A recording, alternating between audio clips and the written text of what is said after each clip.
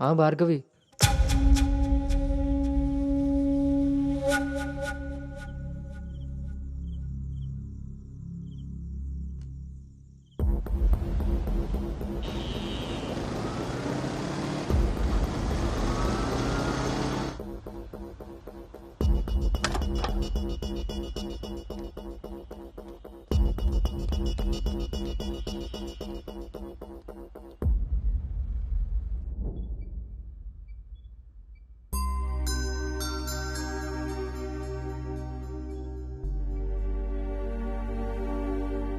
తప్పు జరిగిపోయింది అంకుల్.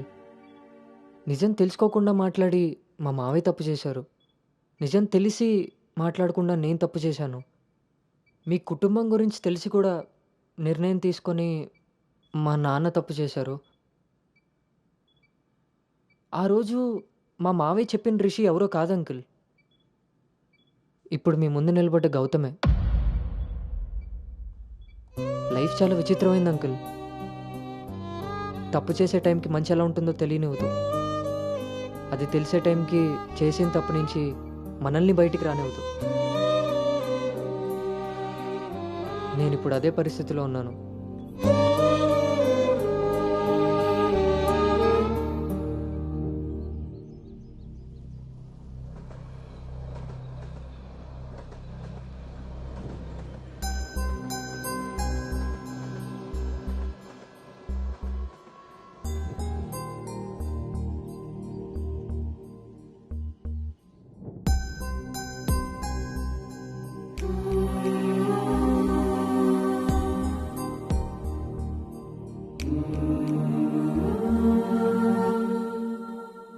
అమ్మాయి విషయంలో తప్పు జరిగిందని తెలిసాక కోపాన్ని ఆపుకోలేకపోయాను.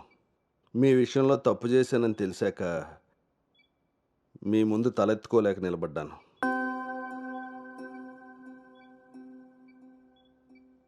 ఎదిగే పిల్లలకి స్వేచ్ఛనిచ్చే మనం మన పిల్లలు ఎదిగిపోయారన్న విషయం కూడా తల్లిదండ్రులుగా మనం గుర్తించగలగాలి. అయినా పెంపకం అంటే పిల్లలకి ఏమీ తెలియకుండా పెంచడం కాదు, వాళ్ళకి అన్నీ తెలియాలి.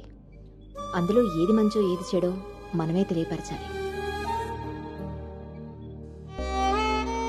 పిల్లల విషయంలో తప్పు మన పెంపకం అయితే పొరపాటు వాళ్ళ ప్రయాణం.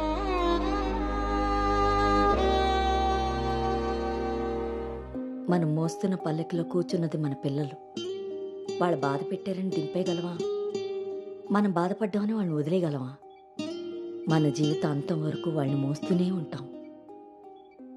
పిల్లలు కదా. మనం ఒకరినొకరు అర్థం చేసుకున్నాక ఇంకా కావాల్సింది కన్నీళ్ళు కారణాలు కాదు.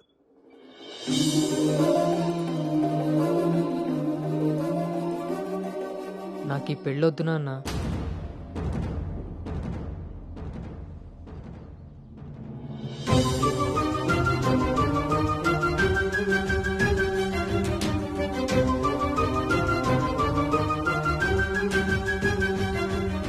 అసలు ఇది ఎలాంటి పెళ్ళమ్మా? పెద్దలు కుదిర్చి పిల్లల ఇష్టంతో జరుగుతున్న పెళ్ళ, లేక పిల్లలే ఇష్టపడి పెద్దల్ని ఒప్పించి చేసుకుంటున్న పెళ్ళ? పెద్దలు చేసే పెళ్లిలో కానీ పెద్దల్ని ఎదిరించి చేసుకునే పెళ్లిలో కానీ పెళ్ళి ఎలా ఉంటుందో ప్రేమ కూడా అలానే ఉంటుంది. కానీ మా పెళ్లిలో అది మాత్రమే ఉండదు. ఆ రోజు మీరు అడిగారు నన్ను, నువ్వు సంతోషంగా ఉండాలి అంటే నీకు ఎలాంటి భర్త కావాలి అని. అప్పుడు నా మనసులో మాట చెప్పాను. కానీ నేను ఆ రోజు చెప్పిన వ్యక్తి గౌతమ్ అయితే కాదు నాన్న. పెద్దలకి నచ్చినట్టుగా పిల్లల్ని పెంచుకునే అవకాశం అందరికీ ఉండొచ్చు. పెద్దలకి నచ్చిన విధంగా పిల్లలు పెళ్లి చేసే అదృష్టం కొంతమందికే ఉంటుంది. కానీ మేం చేసిన ఈ పొరపాటు కనీసం మిమ్మల్ని కొంతమందిలో కూడా ఉండనివ్వలేదు. ఆ రోజు పెళ్లి చూపుల్లో ఒకరికొకరు ఎదురుపడలేకపోయినా మేము ఈరోజు ఒకరితో ఒకరు జీవితాన్ని ఎలా పంచుకోగలమమ్మా? ఇదంతా విన్న తర్వాత కూడా మీరు ఈ పెళ్లి చేయాలనుకుంటే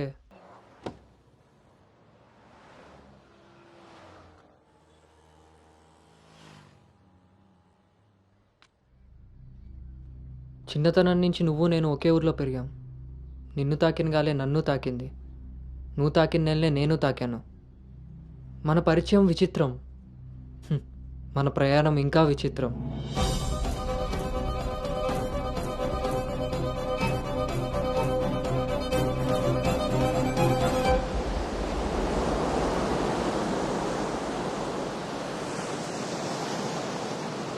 నీకు తెలియని విషయం ఏంటంటే మన పెళ్లి చూపులప్పుడు నేను నిన్ను చూశాను.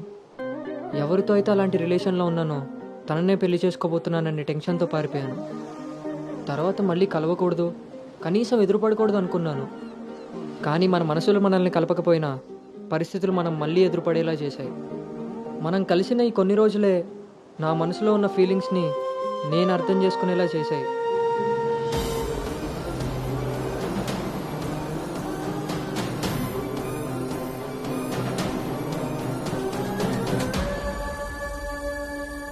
ప్రేమ అందంతోనూ ఐశ్వర్యంతోనూ పుడుతుందని తెలుసు, కానీ కేరింగ్ వల్ల కన్సోలింగ్ వల్ల పుడుతుందని నా విషయంలోనే తెలుసుకున్నాను.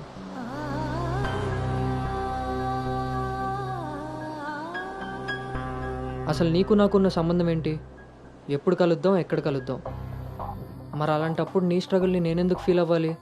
ప్రతి క్షణం దాన్ని గుర్తు చేసుకుంటూ నేనెందుకు స్ట్రగుల్ అవ్వాలి? ఈ ఫీలింగ్స్ అన్నిటికీ అర్థం ప్రేమ.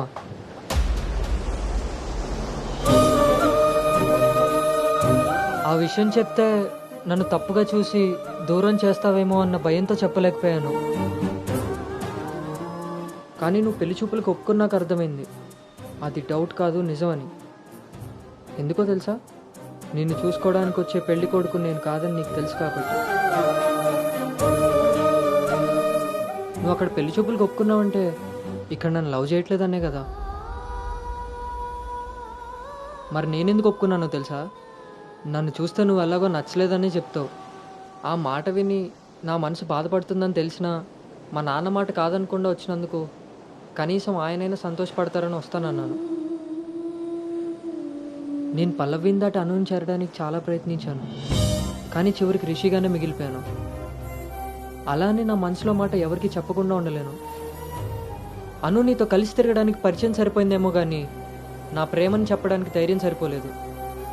నేను నిన్ను ప్రేమిస్తున్నాను అని గట్టిగా చెప్పాలనిపించింది, కానీ అప్పుడు ఎలా చెప్పాలో తెలియలేదు. ఇప్పుడు ఏం చేయాలో అర్థం కావట్లేదు. అందుకే నా అనుకి ఏదైతే చెప్పాలనుకున్నానో దాన్ని తన సోల్మేట్ అయిన నీకు చెప్పుకుంటే కనీసం రిలీఫ్ అయినా దొరుకుతుందని చెప్తున్నాను.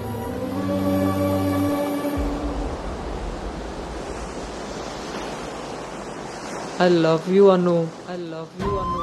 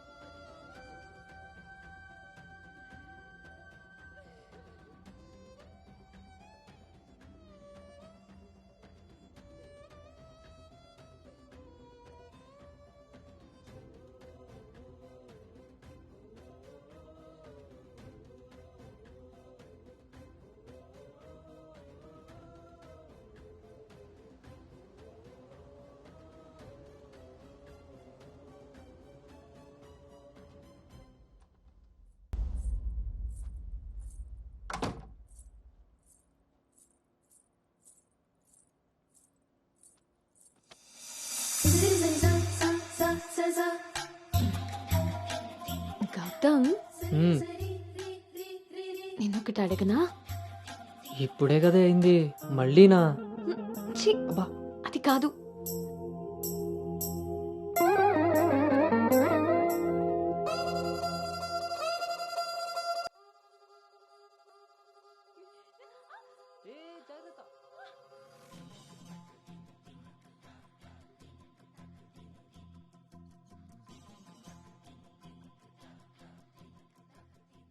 రోజు కూడా రైల్వే స్టేషన్లో ఇలాగే పట్టుకోవచ్చు కదా, ముద్దెందుకు పెట్టేసా?